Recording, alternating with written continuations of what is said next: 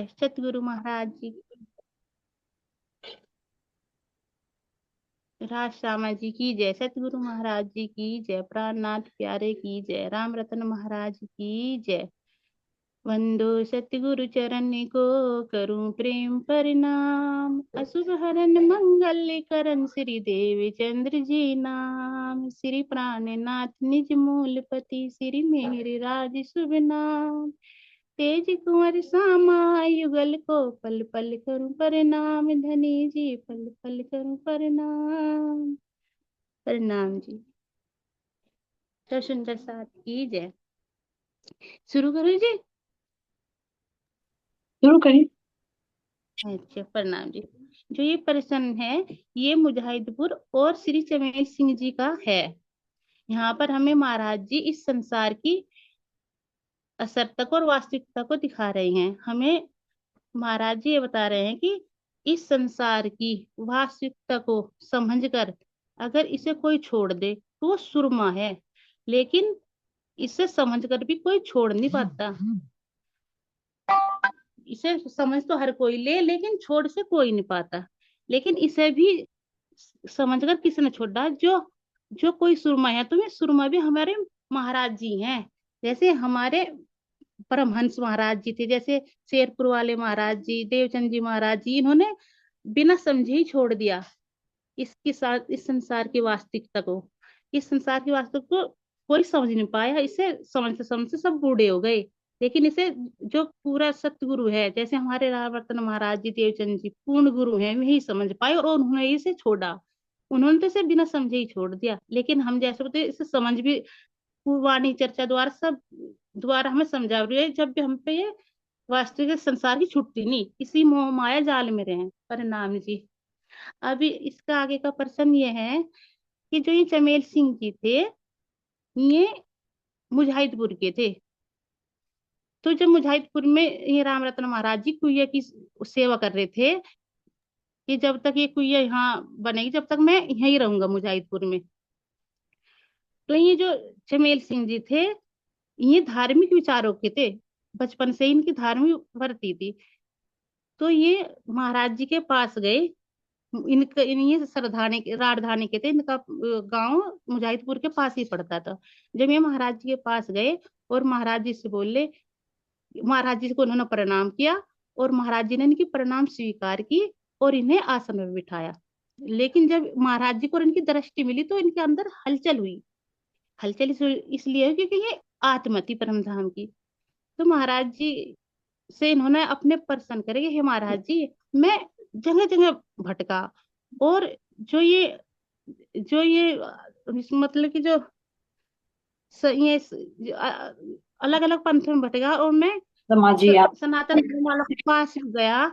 और जो ये सनातन धर्म वाले ये भी है, जो और पंथ पंथ वाले हैं, उनके पास भी गया। और यहाँ तक कि मैं जो कबीरदास जी है उनके अनुयायी के यहाँ भी गया, लेकिन मेरी आत्मा को उनसे संतुष्टि नहीं मिली। जीवन क्या मिलता है कि मरना ही मिला मुझे वहां से। वो मरण किसे बताया? कि उन्होंने इस दुनिया का ये बताया। जबकि जो ये है कबीरदास जी, इनका उच्च ऊंचे कोटि का ज्ञान है, लेकिन वहां भी इन्हें संतुष्टि नहीं हुई। इन्हें संतुष्टि क्यों नहीं हुई वहां पे? क्योंकि भले ही ये बेहद में पहुंच गए, परम धाम में पहुंच गए, लेकिन बेहद में भी जो अपना स्थान हो वहां का पता चले, वहीं तो हमें संतुष्टि मिलेगी। ये तो जैसे ही सहारनपुर है, अगर ये तो मुझे कहीं मैं कुछ भूल जाऊं, सहारनपुर याद रहे और अपना घर याद न रहे, तो मैं सहारनपुर में भटकती फिरूंगी। भले ही मैं सहारनपुर में आ गई, जब मुझे अपना घर मिल जाएगा, जबकि तो मुझे शांति होगी। तो इन्हें संकेत कबीरदास जी ने कहा, वो भी इनके समझ में नहीं आई। तो जब महाराज जी से उन्होंने परमात्मा के बारे में प्रश्न किए, तो महाराज जी ने इन्हें ऐसा संतोषजनक उत्तर दिया कि इन्हें और प्रश्न पूछने की जरूरत ही नहीं रही। इनके मन में ये आ गया कि हाँ, ये ही मेरे सतगुरु महाराज हैं। तो ये जब इन्हें संतुष्टि मिलेगी, इन्हें इन तो ये महाराज जी जमेल सिंह जी प्रति एक दो दिन के बाद प्रतिदिन डेली महाराज जी की चर्चा सुनने आने लगे। रोज चर्चा सुनते थे। तो इनकी जब चर्चा सुनने लगे तो इनके आत्मा के नेत्र खुलने लगे। धीरे धीरे वो आत्मा के नेत्र कैसे खुलने लगे कि नहीं, पता चला कि मैं कहाँ से आया, मैं कौन हूँ, कैसे मेरे परमात्मा है, कहाँ का हूँ। तो इनके मन में ये भाव आने लगे। इनकी उस चर्चा सुनते सुनते इनकी आत्मा की दृष्टि खुलने लगी। जब खुलने लगी तो इनके मन में बहुत विश्वास आया सतगुरु महाराज जी के प्रति, किसी यही मेरे सतगुरु महाराज जी हैं। तो ये जब इन्हें विश्वास आया तो इन्हें महाराज जी ने एक दिन तारतम दे दिया। जब इन्हें तारतम दे दिया तो तारतम जब इन्हें दिया तो महाराज, जब तो ये एक दो दिन बाद आए थे, अब इन्होंने तारतम लेते ही ये प्रण ले लिया कि अब मैं प्रतिदिन आश्रम में चर्चा सुनाऊंगा, चाहे आंधी आए, मीह आए, ओले बरसे, कुछ भी कैसा ही मौसम हो, लेकिन मैं अपने महाराज जी की चर्चा नहीं छोड़ूंगी। ये नियम बांध लिया इन्होंने।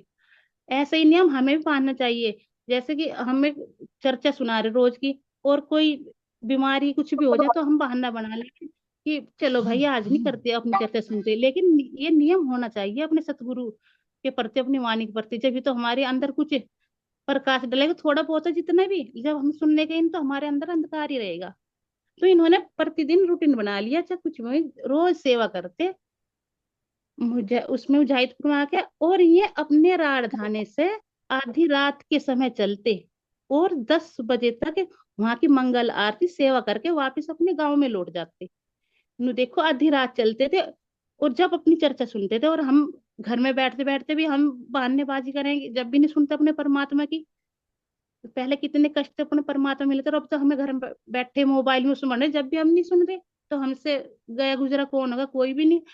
तो जब ये करते रहे, ऐसे ऐसे सेवा करते रहे, और इनकी आत्मा की तिरपत्ति होती रही, इन्हें कुछ एहसास होता रहा। तो एक दिन क्या हुआ, जो महाराज जी की छोटी छोटी परीक्षा ली, जैसे धन की, तो ये जैसे चंद्र पे धन की आर्थिक ऐसी समस्या आई, उसमें भी ये अपने सतगुरु को जाने नहीं छोड़ा। फिर इन्हें अपने घर परिवार सगे संबंधियों की, चाहे उन्हें बीमारी कुछ भी हो, उनसे भी रोज उन्हें पार करके आश्रम में जाते थे। तो इन्हें एक बार ये बीमार भी हुए। जब भी ये अपने सतगुरु महाराज ने बल दिया, फिर भी अपनी सेवा में पूरे उतरे करते रहे। फिर ये दोबारा बहुत बीमार हो गए, इतने बीमार हुए कि इन्होंने वो चारपाई पकड़ ली। लेकिन चारपाई तो पकड़ ली, अपनी आत्मा में, अपने उसमें राज सामची वाणी का सांस सांस में परमात्मा का ही जाप चलता रहा, उनका ही मंत्र चलता रहा। तो इन्हें ये सुध नहीं था कि मैं सोते जागते परमात्मा का ही नाम ले। तो इनके घर वाले कहे कि भाई चमेश सिंह तो सोते बैठते परमात्मा का ही भजन करे। तो इन्हें जब पता चला कि अच्छा मैं सोते बैठते अपने परमात्मा के भजन करूं, तो जब ये ऐसे कर रहे थे और शरीर से जकड़ लिए, तो इनके मन में इतनी बीमारी में बेहोशी सी थी, लेकिन उस बेहोशी में भी इतनी होश थी कि मैं आज आश्रम नहीं गया अपने महाराज जी के, अपने धनी के पास ये रहता था। जब इन पे ना उठा गया तो ये अपनी मन की इच्छा से ही आश्रम जाते और आते। तो ये ऐसे करने लगे। तो जब 6 दिन बीत गए और छठा दिन, 6 दिन बीत गए और 7वां दिन आया, तो इन्हें बहुत बेचैनी लगी अंदर, आदमी को, इनकी आत्मा को बेचैनी लगी। तो आत्मा ने बल लगाया, और बल लगा कर आत्मा जो उससे घाट से उठी और अपने घर परिवार से नजर बचा के चुपचाप निकल गई। जबकि बहुत बीमार, इनमें जरा सी भी शक्ति नहीं, बहुत बीमार थे। तो निकल गए। जब ये निकल गए तो उधर धनी भी देख रही थी, हाँ मेरी आत्मा तो घर से बाहर निकल गई, इतनी बीमार भी। वो धनी ने ही बल दिया था इतना भी आत्मा को। जो निकल गए तो रास्ते, इन्हें क्या है, बाहर निकलते ही एक व्यक्ति नजर आया, और वो व्यक्ति इन्हें अपनी पीठ पे बिठाकर क्षण भर में आश्रम में पहुंचा दिया। जब आश्रम में इन्हें पहुंचा दिया तो उन घर वालों ने देखा कि चमेल सिंह तो अभी अभी यहाँ थे, कहाँ चले गए। तो सब ने विचार किया कि भाई कहाँ जा सकते हैं, आश्रम में ही जा सके हैं। तो सब दौड़े दौड़े भागे भागे जो आए थे, वे देखेगा चमेल सिंह जी सतगुरु के पास आश्रम में ही बैठे मिले। तो मेरे घर वाले बोले कि भाई हमने तो तू अभी देखा था कमरे में, तो इतनी जल्दी कैसे आ गया यहाँ आश्रम में, और हम तो दौड़ का है, जब भी इतनी जल्दी आ ही नहीं पाए। तुम ये बोले कि आप मेरी चिंता ना करो, मुझे मेरे सतगुरु का सहारा है, आप मेरी चिंता छोड़ दो। मैं समझ गई थी अब तुम यही मेरे सतगुरु हैं, मेरे धनी हैं, और मेरे सतगुरु में रक्षा करेंगे। मेरे सतगुरु की स्तन पे भी नजर है, स्तन पे क्या, सतगुरु महाराज की तो जो हमारी परात्म है उस पे भी, आत्मा पे भी, और इस जिस शरीर में आत्मा बैठी इस तन पर भी उनकी नजर है। तो इस शरीर की भी वही रक्षा करते हैं। तो उन्होंने, चमेल सिंह जी ने कहा अपने घर वालों से कि मुझे यहीं आश्रम में ही रहने दो, और अब तो मेरी गृहस्थी पूरी की, तुम जवान भी हो गए, अपने सब कार्य कर दिए मैं, और आप मुझे मेरे सतगुरु के पास आश्रम में ही रहने दो। तो मैं, घर वाले भी अच्छे थे, अच्छे संस्कारों के थे, तो उन्होंने जैसा कहा, उन्होंने चमेल सिंह जी ना वैसे उनके घर वाले मान गए, और उन्हें कहा कि जैसे तुम्हारी इच्छा, चलो तुम यहाँ रह लो, हम तो तुम्हारी सेवा घर से ही कर देंगे। घर कितनी दूर है, 2.5 कोस की दूरी पे है, 2.5 किलोमीटर की दूरी पे, और हम आपकी वहां से ही वो कर देंगे, घर से ही। तो कोई नहीं, ऐसे ही में उन चमेल सिंह जब जो सतगुरु महाराज की चर्चा सुनने लगे और सेवा करने लगे। जब सेवा चर्चा करने लगे, ऐसे ही उन्हें बहुत कई वर्ष बीत गए सेवा करते। तो सेवा और चर्चा से उन्हें अपने धनी की अनुभूति होने लगी। उन्हें ऐसा लगे कि मेरे धनी मेरे सामने हैं और मेरे से बात कर रहे हैं, उन्हें साक्षात दिखने लगे, दिखाई देने लगे। अब मेरे सतगुरु का अंदर धाम धनी दिखाई देने लगे।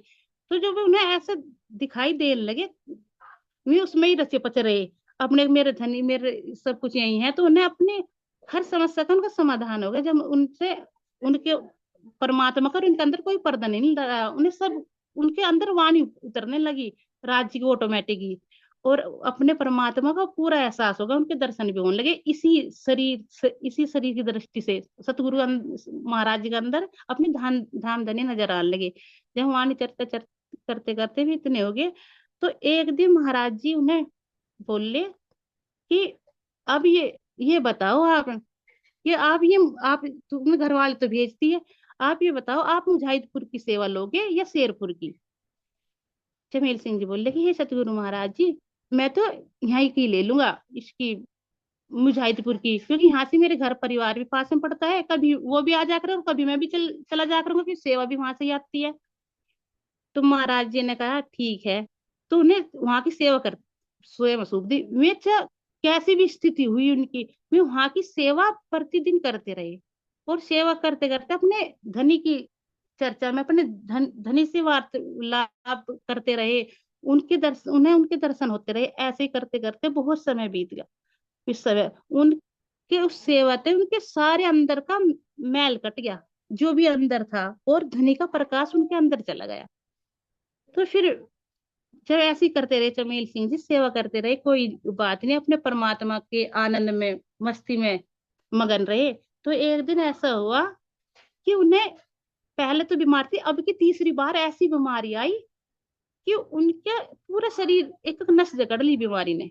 लेकिन उन्होंने बहानेबाजी नहीं करी कि मैं बीमार हूँ, अपने घर चला जाऊं या सेवा छोड़ दूं। उनमें जितनी भी सामर्थ्य रही, वो उसी हिसाब से अपनी सेवा करते रही, और राज्य की वाणी चर्चा सुनते रहे। ऐसे ही करते करते वो उनका ऐसे ही करते रहे। तो एक दिन ऐसा हुआ कि चमेल सिंह जी इतने वो हो गए, उनके मतलब एक बिल्कुल ऐसे हो गए में कि उनमें बिल्कुल कमजोर है, आगे उनके शरीर में कोई वो नहीं रही एनर्जी। तो मैं एक झोपड़ी के पास बेहोश पड़े, और भी बेहोश होके गिर गए वहां पे। तो सब सुंदर साथ जी बोले कि भाई चमेल सिंह जी तो बेहोश गिर हो गए, और उनके घर वालों को बुलाना चाहिए। तो उन्होंने उनके घर वाले को संदेश दिया, सब घर वाले आए, उन्हें पूछा, वहां पे बैठ रहे। तो उन्हें चमेल सिंह जी को 2 दिन बाद होश आई, और उनके मुंह से ये निकला, नहीं उन्हें, वो जब वो आए तो उनके घर वाले जब आए उनके पास, तो मैं इन्हें मारे चमेल सिंह जी को बोले कि हे वो पिताजी, आप मेरे आप घर चलो, आप इसे वहीं कर देंगे। तो ये चमेल सिंह जी को घर ले गए, घर ले जाकर इनकी सेवा करी। लेकिन अंदर जो आत्मा थी उसे बेचैनी लगती रही कि मैं अपने परमात्मा से मिलूं और मैं अपने आश्रम में ही अपना तन छोड़ूं। तो इन्होंने अपने घर वाले से कहा कि हे भाई, तुम मुझे मेरे आश्रम में छोड़ दो। और उन्हें एहसास हो लगा कि अब तेरा ही तन छूटेगा, और जो ये मेरे तन छूटे तो मेरे आश्रम में मेरे सतगुरु के चरणों में ही छूटे।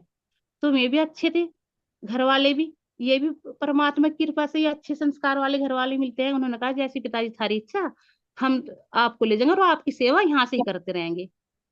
हाँ, तो आपकी सेवा यहाँ से करते, उन्हें आश्रम में ले गए। तो 2 दिन तक मैं बेहोश बेहोश रहे। क्यों, जब उन्हें दूसरे दिन होश आई, तो उन्होंने सब सुंदर साथ से सबसे कहा कि भाई हम अब धाम चलेंगे, हमारी धाम चलने की, सब तो हम धाम चलेंगे। उन्होंने कहा, सब बोले अच्छा, और एक इच्छा है मेरी, कि मेरे सतगुरु महाराज जी आश्रम में नहीं, और मेरे महाराज जी मेरे सामने हो, और तब मैं उनके दर्शन करके तब धाम चलूं। तो सब सुंदर साथ थे जो वहाँ उन आश्रम के एक त्यागराज भाई भी थे उन वहां पे। तो उन्होंने क्या करा, वो महाराज जी को उन्होंने कहा सबने कि महाराज जी दो ही जगह मिल सकते हैं, या तो सहारनपुर में या इसमें शेरपुर में। तो ऐसे जब उन्हें कुछ बहुत समय बीत गया तो महाराज जी को बुला के लाए। तो चमेल सिंह जी संयपत देखे मेरे महाराज जी आगे। तो इतने कष्ट में भी, इतनी बीमारी में भी उन्हें महाराज जी के चरणों में दंडवत पड़ के प्रणाम करा उनके चरणों में। और महाराज जी से बोले, महाराज जी बोले कि चमेल सिंह क्या बात, कैसे हो? कि महाराज जी आप तो धाम जाने की इच्छा, धाम चलने की इच्छा। तो महाराज जी बोले फिर क्यों रुका हुआ, क्यों नहीं गया? कि महाराज जी आपकी दर्शनों की लालसा थी इसलिए नहीं गया, मुझे तो आपकी दर्शनों की लालसा थी। तो महाराज जी बोले कि अच्छा। तो महाराज जी जब वो 3 घंटे तक चुप रहे, कुछ नहीं हुआ वहां पे, तो 3 घंटे बाद फिर बोले में चमेल सिंह जी कि मुझे धाम चलना है। तो महाराज जी कुछ क्षण चुप होके बोले कि तुझे धाम चलना, हाँ तो फिर तैयारी करो।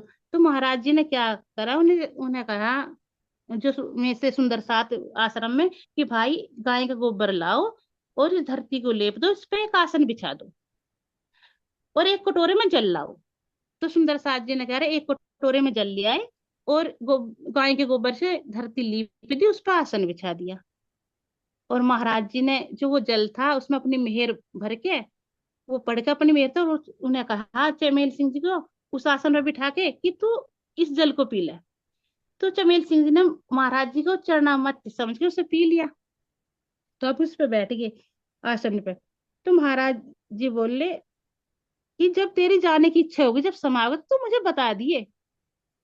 कि अच्छा, और जो अरे वो बता जो जो भी तुझे दिखाई देता रहे वो तू जो मुझे बताता रहिए। चमेल सिंह ने ठीक है महाराज जी। तो महाराज जी ने भी आसन में बिठा लिए। तो जब उनकी धाम चलने की समय आया, चमेल सिंह जब तो मैं बोले हे सतगुरु महाराज जी मेरा समय आ गया और मैं तो चल मेरा तो समय आ गया। अच्छा चलो फिर वो सत्य मतलब सावधान हो जाओ और अपनी ये जो सूरत है मूल मिलाव में धनी में रखो, और कहीं ना बिल्कुल वो हो जाओ तुम, सावधान हो जाओ इधर उधर ना, तो अपने मूल मिलावे में अपने धाम धनी में अपनी सूरत को लगाओ। और जो तुझे जो भी दिखाई दे तू मुझे बताता रहिए। उन्होंने ठीक। तो जब ये महाराज जी आए तो महाराज जी को चमेल सिंह बोले कि हे महाराज जी मुझे तो सुखपाल दिखाई दे रहे और कुछ आदमी दिखाई दे रहे। अच्छा क्या ऐसे हैं ये? ये आदमी भी गौर वर्ण के हैं, और गौर वर्ण गौर वर्ण के हैं, और बड़े खुशहाल हैं, बहुत ही खुशहाल हैं और बहुत सुंदर हैं। और ये सब सुखपाल हैं, ये भी गौर वर्ण के हैं और खुशहाल हैं और बहुत ही सुंदर हैं। अच्छा। तो महाराज जी बोले कि महाराज जी जो ये सुखपाल मेरी प्रतीक्षा कर रहे हैं, अब मैं क्या करूं? तो महाराज जी बोले क्या करते तू इनमें बैठ जा। तो मैं महाराज चमेल सिंह जी बैठ गए सुखपाल में। तो बोले हे महाराज जी मैं तो बैठ गया इसमें सुखपाल में, कि बैठ गया? हाँ जी। फिर चमेल सिंह जी बोले कि फिर मैं क्या अब क्या करूं? अब इन सुखपालों को हुक्म दे कि तू मुझे मेरे राज्य के पास ले चल, जहां मेरे राज्य हैं वहां मुझे लेकर चल। इन सुखपालों को बोले कि अच्छा। तो सुखपाल उड़ते गए। तो जब महाराज जी सुखपाल उड़ते गए तो महाराज जी से कह रहे हैं चमेल सिंह जी कि हे महाराज जी मैं तेज गति से सुखपालों से जा रहा, और मुझे तो बहुत सुंदर सुंदर लोग दिखाई दे रहे, और चार भुजा, सब चार भुजा ही दिखाई दे रही, जिनकी चार सबकी चार भुजा भुजा वाले दिखाई दे रहे। तो महाराज जी बोले कि और इनके महल इतने सुंदर हैं कि वर्णन नहीं होता इस जीवन से, इतने बहुत सुंदर हैं। तो महाराज जी कहने लगे कि इनमें रुचि ना रख, आगे बढ़ा, ये तो मृत्यु का बैकुंठ है, मृत्यु लोक का। ये तो वो यहाँ पे अपनी रुचि इससे आगे बढ़े, और इस यहाँ इसमें ना इसमें अपनी रुचि न रखी, इससे आगे बढ़ता जा। और आगे ये तो मृत्यु वो मृत्यु का बैकुंठ है, इससे आगे नारायण आएंगे और उससे ऊपर निराकार आएगा। क्या अच्छा। तो वे ऐसे करते रहे तो बताते जा रहे थे। तो जब ये निराकार में गए तो महाराज जी बोले कि अब क्या दिखाई दे रहा? कि हे महाराज जी अब तो मुझे अंधकार ही अंधकार दिखाई दे रहा, और ना यहाँ कोई आवाज है, और हवा भी बड़ी ही अजीब सी चल रही है, बड़ी बेढंगी सी चल रही है, हवा भी पता नहीं कैसी है यहाँ की, और मेरे तो कुछ समझ में नहीं आ रहा, बहुत अंधकार है। महाराज जी बोले कि तू अपनी समाधि में रो, अपनी समाधि लगा और अपने राज्य में ध्यान लगा। तो मैं समाधि उन्होंने लगा ली। जब हम समाधि लगाए तो एक हम जब लगाओ ऊपर उठे तो शून्य निराकार में जो हो वो हमारी एक योग निद्रा हो। जिसे हम यूं सोचे कि ऊपर आके कि हम तो अभी सोए थे, अभी उठे, ऐसे हो, वो मेरे से सही से बताई नहीं जा रही। तो वो योग निद्रा हो, तो वो समाधि जो हो हमारी, तो समाधि के उससे वो पार कर गई निराकार को।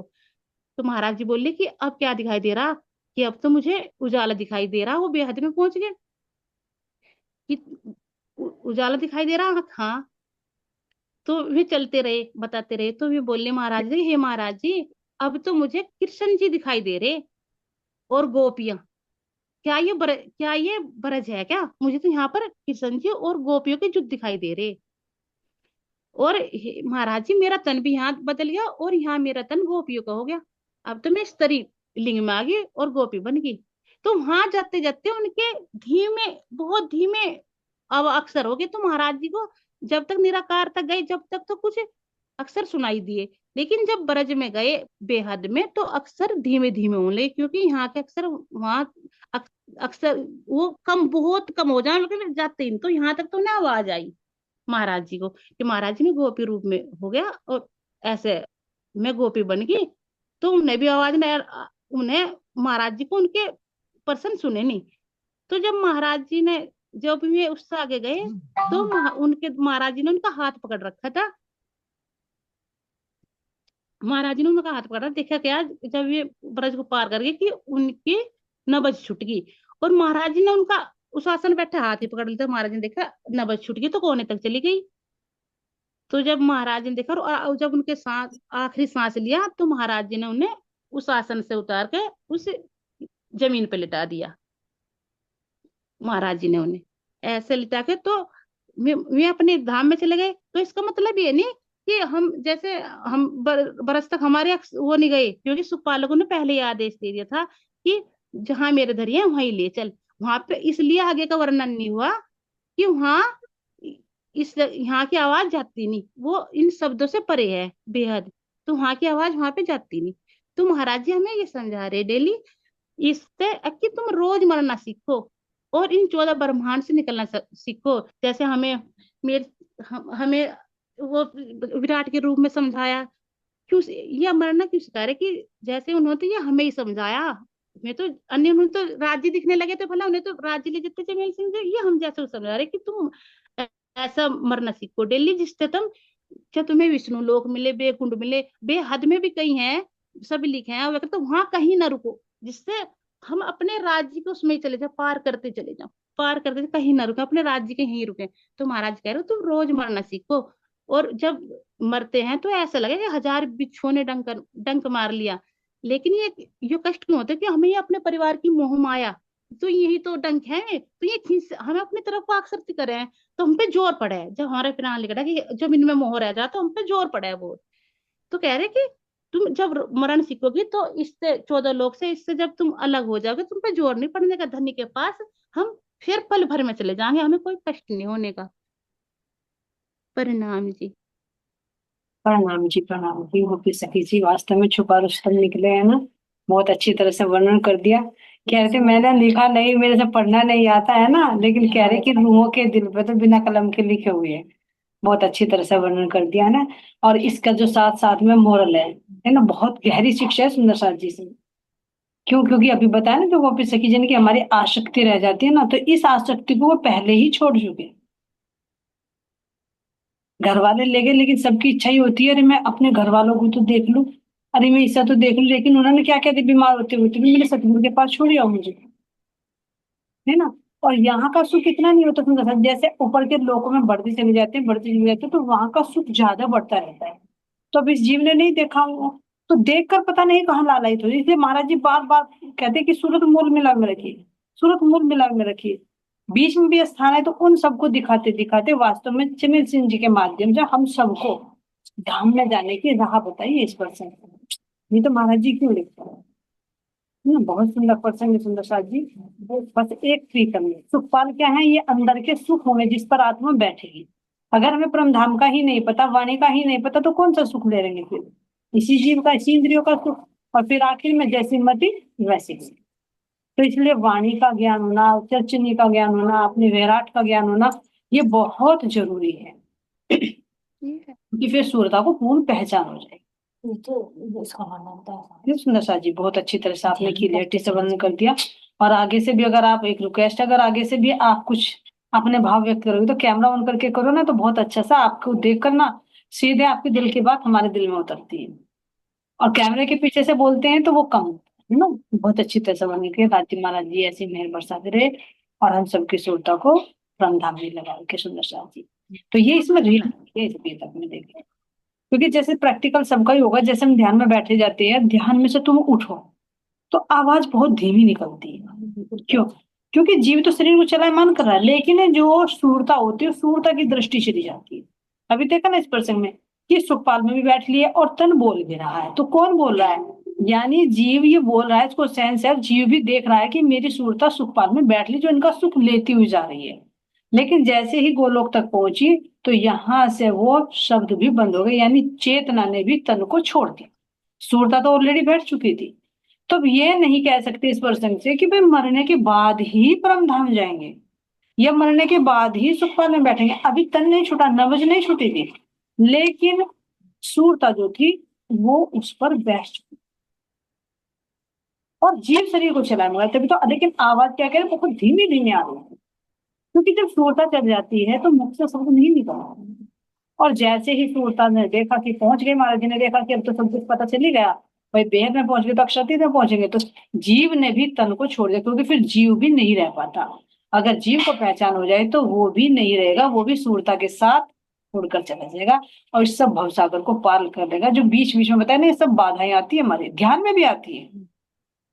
पहले जीते जी ही मरना पड़ेगा। जीते जी मारिए आपको शब्द करे रे पुकार, जो ना मरेंगे मोमिन तो क्या मरेंगे मुनाफिक।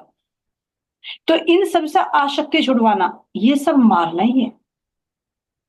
पहले तो यहाँ इस देह से ही, फिर घर परिवार से, है ना, गुणानिद्रियों के विकारों से, फिर ऊपर स्वर्ग का सुख जो होता है उसके लिए भी बहुत कामनाएं करते रहे, ये दान कर दो स्वर्ग मिल जाए, अरे ये कर दो वो स्वर्ग मिल जाए। उससे भी महाराज जी कह रहे उससे भी हट जाएगी।